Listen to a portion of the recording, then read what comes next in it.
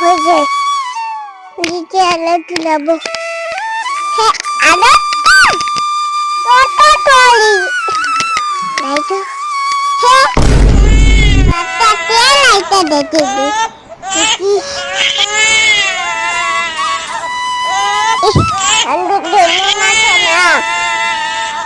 তোমার মা তো ভালো না,